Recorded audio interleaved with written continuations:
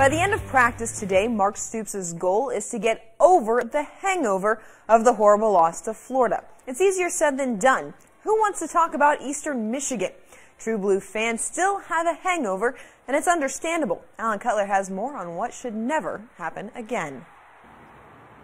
Think about Mark Stoops' history and his background. He's a defensive back coach who's now a head coach.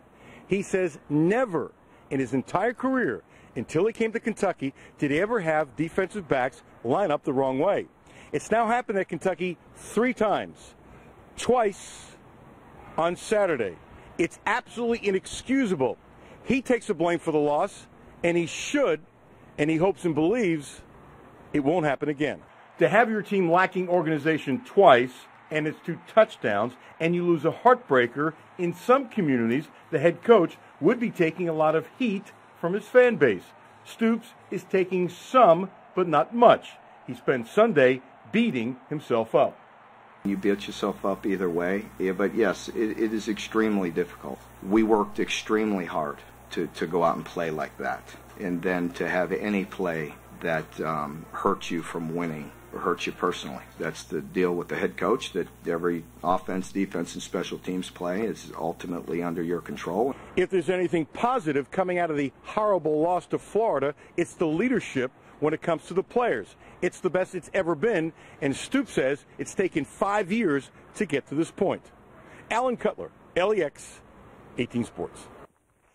Well, Saturday, Kentucky will honor Nate Northington, who broke the color barrier in the SEC 50 years ago this week. Northington was convinced by then-Governor Ned Breathitt to come to UK. Northington played a historic 3 minutes and 17 seconds in a loss to Mississippi, and looking back, he believes they accomplished what the governor intended half a century ago.